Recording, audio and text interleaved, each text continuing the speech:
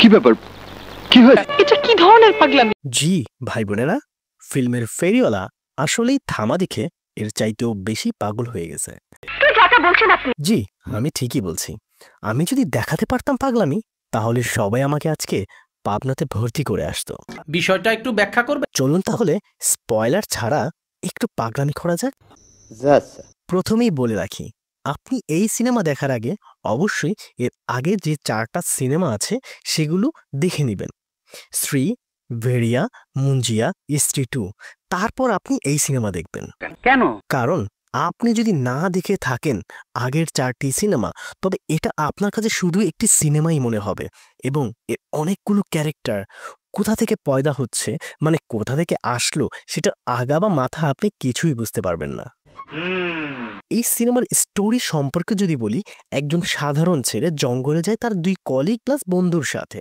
হঠাৎ একদিন জঙ্গলি প্রাণী তাকে আটক করে এবং তার বন্ধুরা তাকে ছেড়ে পালিয়ে যায়।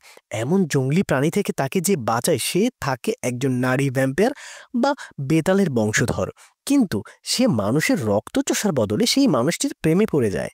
একজন ভ্যাম্পায়ার এবং মানুষ কি কখনো প্রেম করতে পারে?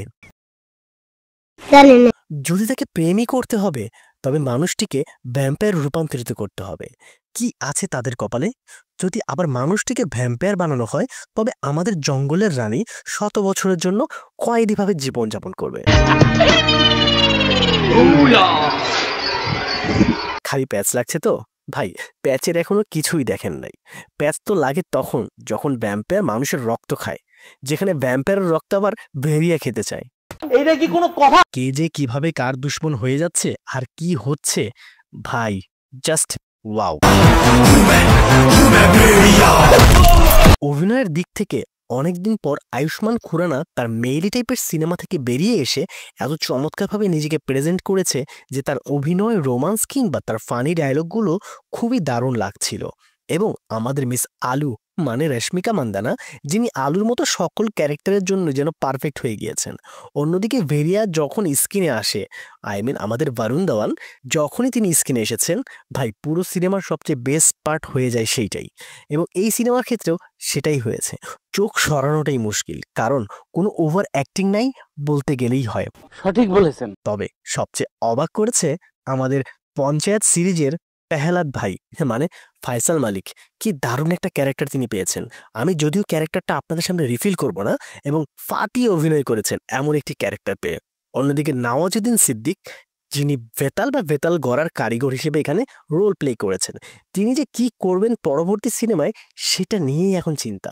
তাকে আরও একটু স্পেস দেওয়া উচিত ছিল বলে আমার মনে হয়। তবে আশায় আছি তিনি সেটা তার পরবর্তী সিনেমায় পুষিয়ে দেবেন। যাই হোক, আরও কিছু ক্যারেক্টার রয়েছে, যেমন মুঞ্জিয়ার হ্যান্ডস অফ গড ক্যারেক্টার, এবং তাকে দেখে মনে হচ্ছিল মুঞ্জিয়া যেন দেখছি, মানে যেখান থেকে শেষ হচ্ছিল সেখানেই মনে হচ্ছিল শুরু হলো। আর এখানেই সার্থকতা এই ইউনিভার্সের। ঠিক বলেছো। এই সিনেমার প্রতিটা গান ছিল অসাধারণ এবং গানের প্লেসমেন্টও ছিল খুব চমৎকার।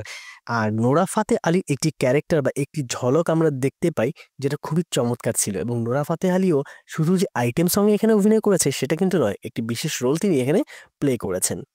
পরিশেষে কিছু রিভিউয়ার এই সিনেমাকে বলবে গাঁজাখুরি সিনেমা, কেউ ভিউ বেশি পাওয়ার জন্য এই সিনেমাকে আবার বাজে রিভিউও দেবেন, কারণ নেগেটিভিটি তো ভালো লাগে আমাদের এবং এটা ছড়ায় খুব দ্রুত। সো সেগুলোর দিকে তাকিয়ে কোনো লাভ নেই।